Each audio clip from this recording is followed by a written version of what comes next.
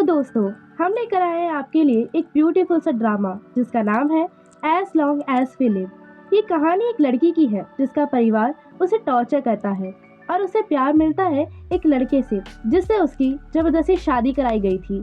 तो चलिए ये ड्रामा शुरू करते हैं और जानते हैं कि ये दोनों कैसे मिले और इनके बीच प्यार कैसे हुआ। इस ड्रामा की शुरुआत में हमें एक स्टोरी बताई जाती है कि बहुत ही पुराने समय में लोगों की बुरी भावनाएं जैसे कि डर, गुस्सा और बदला लेने की चाहत जैसी फीलिंग्स की वजह से डीमंस जन्म लेते थे और पावरफुल होते थे। क्योंकि डीमंस का भोजन और पावर्स लोगों के मन की बुराई है, इस ड्रामा में ऐसे डीमंस को ग्रॉसिक्वेरीज कहते हैं और ये लोगों का बहुत बुरा हाल करते हैं। उनके माइंड को कंट्रोल करके उन्हें जॉम्बीज के जैसा बना देते हैं। इन डीमंस का अंत करने के लिए अलमाइटी गॉड ने कुछ इंसानों को सुपरनैचुरल पावर्स दी ताकि वो इन डीमंस को खत्म कर सके। इन सब में जिसके पास भी फ्यूचर देखने की पावर होती है, वो इंसान इस देश का राजा बनता है और अपनी फैमिली बढ़ाता है ताकि उनके जनरेशन में डिफरेंट तरह की पावर्स ट्रांसफर हो सके। इस तरह उस देश के राजा ने अपना परिवार बढ़ाना शुरू किया और उसके हर फैमिली मेंबर के पास कोई ना कोई यूनिक पावर थी। ये लोग डीमंस से देश की रक्षा करते थे। इन्होंने अपनी पावर से डीमंस को हराकर उन्हें कीड़ा बनाकर कब्र में बंद कर दिया। ऐसे कई कब्र बनाई गई और एक साथ इन्हें गाड़ दिया गया जिसे ब्यूरियल ग्राउंड्स कहा जाने लगा। ऐसे ही डीमन स्लेयर्स की फैमिली बढ़ी और कई परिवार बन गए जिनके पास एक यूनिक ब्लड लाइन थी। मतलब अगर किसी के दादाजी के पास फायर प्रोड्यूस करने की पावर है तो उनके बच्चे और आगे की सभी जनरेशन के पास ये पावर होगी। और हमें पता चलता है कि ये सारी कहानी हमें हमारे ड्रामा की मेन फीमेल लीड मियो बता रही थी, जो कि साइमोरी फैमिली की सबसे बड़ी बेटी है। यहाँ पर मियो अपना फैमिली बैकग्राउंड बताते हुए कहती है कि उसके पेरेंट्स की शादी कुछ पॉलिटिकल रीजन की वजह से हुई थी, पर दोनों एक दूसरे से प्यार नहीं करते थे। उसकी मॉम एक खतरनाक बीमारी के चलते हुए उसे कम उम्र में छोड़कर चली गई थी, यानी वो अब मर चुकी है।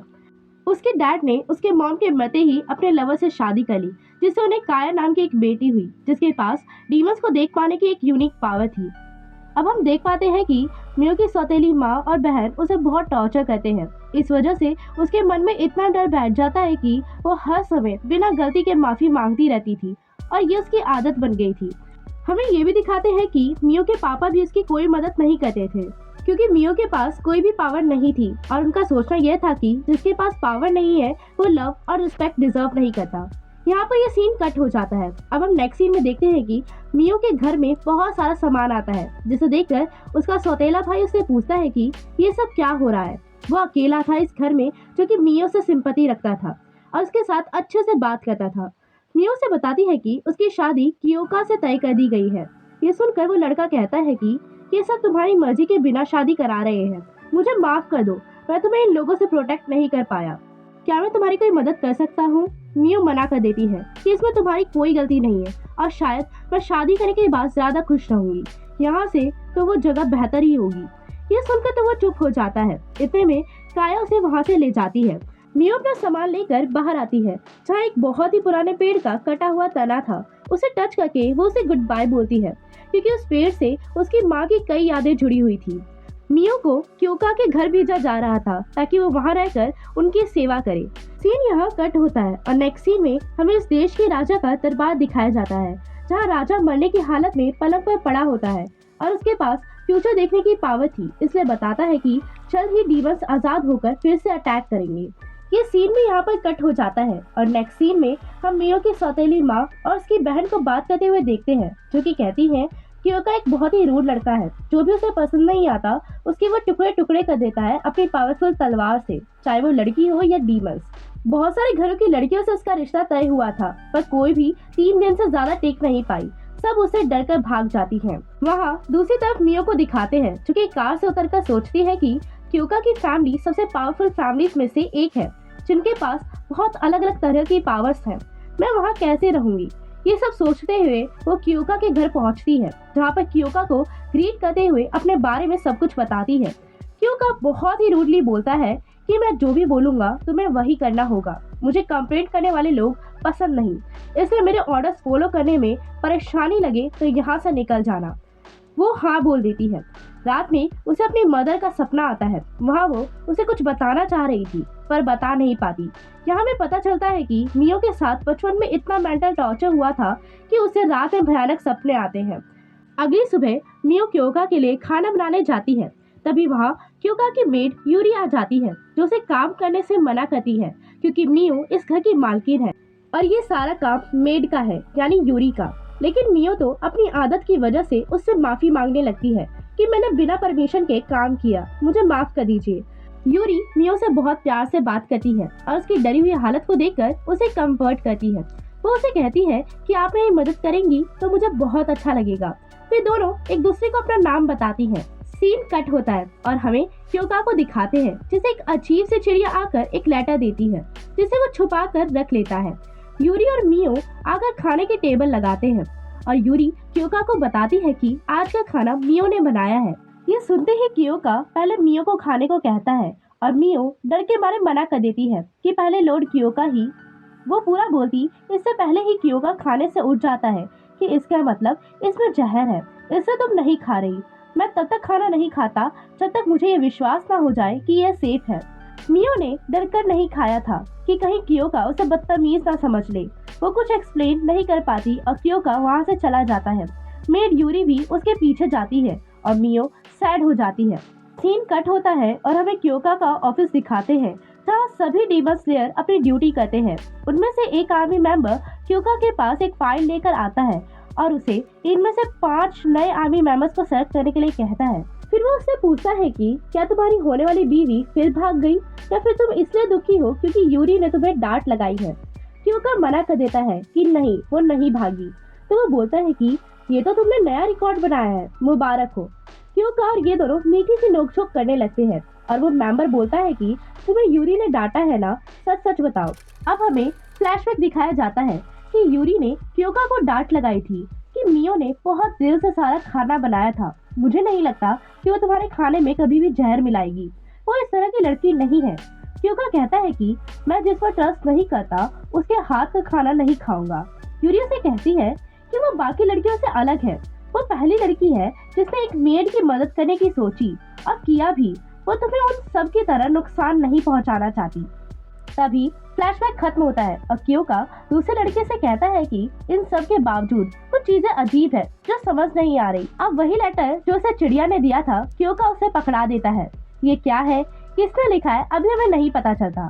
सीन यहाँ कट होता है और 2 डीमन स्लेयर एक बोतल में बंद पड़ी एक अजीब सी चीज को देखते हैं। इनमें से चश्मे वाला बताता है कि मुझे ये अजीब चीज पेट्रोलिंग के टाइम मिली, मुझे कुछ ठीक नहीं लग रहा था, इसलिए मैंने इसे बोतल में बंद कर लिया कि शायद यहाँ किसी को पता हो कि ये क्या है। वो दोनों बोतल की तरफ देख रहे थे कि अचानक से वो कीड़ा बोतल ब्लास्ट करके बाहर आ गया। ब्लास्ट की वजह से दोनों डर कर चिल्लाने लग गए और बाहर एक अजीब सी चीज निकली। इससे थोड़ा आइडिया हो गया कि ये शायद डीमन है। वहाँ खलबली मच गई और एक सिपाही अपनी पावर यूज करके उस जीव को आग में जलाकर मारने की कोशिश करता है, पर आग पूरे टेबल पर लग जाती है। बाकी के लोग उसे अपनी आग लगाने की पावर का यूज रूम में करने से मना करते हैं और इतने में क्योका वहाँ आकर अपनी पावर से उस अजीब सी चीज को कैप्चर कर लेता है। ये सीन यहाँ कट हो जाता है। नेक्स्ट सीन में हमें आर्मी जनरल स्टाफ का हेडक्वार्टर्स दिखाते हैं, जहाँ डायरेक्टर जनरल सुदो से क्योका मिलने आता है और उन्हें बताता है कि वो सभी डीमंस जो ब्यूरो ग्राउंड्स में गहरी नींद में सो रहे थे, वो फिर से अपनी पावर्स पाकर दुनिया में तबाही मचाना चाहते हैं। ये वही डीमन है जिसे युद्ध में कीड़ा बनाकर ब्यूरो ग्राउंड में दफन कर दिया था। सभी बहुत स्ट्रेस में आ जाते हैं क्योंकि ये बहुत सीरियस इशू था। उन्हें फिर से डीमन से वॉर करनी पड़ेगी। तो क्योका एक और बात बताता है कि कीड़ा किसी ने आजाद किया है, ना कि वो खुद से निकला है, जिसकी वजह से कई कीड़े आजाद हो गए हैं। जनरल ये सुनकर आर्मी की एक टुकड़ी को इंसेक्ट पकड़ने के लिए भेज देता है, लेकिन उन्हें ये नहीं पता चलता कि उन्हें आजाद करने का काम किसने किया है। क्योंकि उन्हें कहता है कि डीमंस को खत्म करने का काम उसकी यूनिट करेगी। तभी वहाँ एक लड़का आता है, मिस्टर सुरुकी। जनरल सभी से उसका इंट्रोडक्शन कराता है कि एक ट्रेडिंग कंपनी का मालिक है और एक गवर्नमेंट का आदमी नहीं है, तो सिविलियन होने की वजह से ये कहीं भी फ्रीली घूम सकता है और इंफॉर्मेशन कलेक्ट कर सकता है। सुरुकी क्योका से हाथ मिलाता है और क्योका को बड़ी मिस्टीरियसली देखता है। क्योका अपना हाथ पीछे कर रहा था पर वो हाथ नहीं छोड़ता। यहाँ हमें थोड़ा सा आइडिया हो जाता है कि ना तो ये लड़का ठीक है और ना इसके इंटेंशंस। क्योका को भी ये थोड़ा अजीब लगता है, पर वो इस पर ज्यादा ध्यान नहीं देता और अपनी टीम में काम करने के लिए एग्री हो जाता है।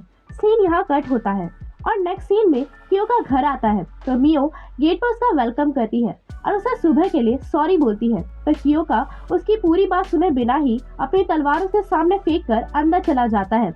कियो का अपने जूते उतार रहा था तो पीछे से मियो बोलती है कि आपने जो किया ठीक किया, अगर मैं आपकी जगह होती तो मैं भी अननोन का हाथ का खाना नहीं खाती, मुझे आपको खाकर दिखा देना चाहिए था।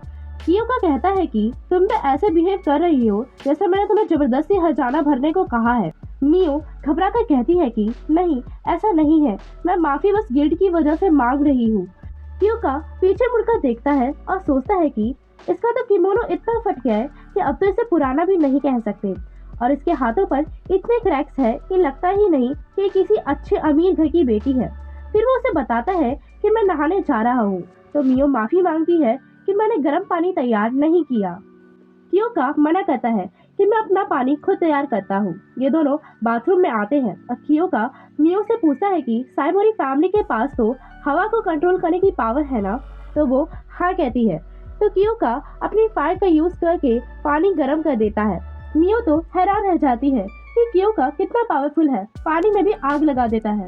फिर वो माफी मांगती है कि कल भी कियो का ने ही पानी गर्म किया था। कियो का उसे हर टाइम माफी मांगने से मना करता है और उसे कल सुबह खाना बनाने को कहता है, पर उसे वार्निंग देते हुए कहता है कि अगर मुझे जहर दिया तो मैं तुम्हें मारकर ही मरूंगा। मियो हाँ बोलती है।